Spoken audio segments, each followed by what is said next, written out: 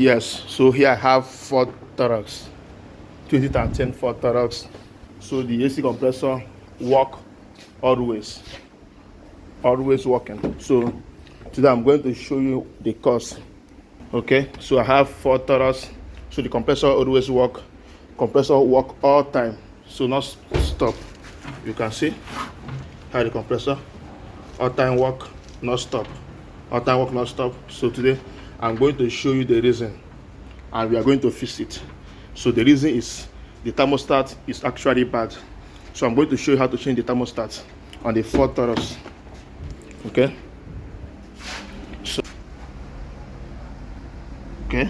Ford Taurus.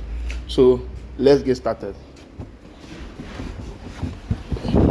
So this is the thermostat. Here are the thermostat. Okay, that is the thermostat. Okay, so this is the wire out. The wire out already. Okay, so you have to get it out. So I'm going to install this. Okay, so this is the new one to install. So to show you how to install it, you have to install it in here. You can see, so it here. So thank you for watching.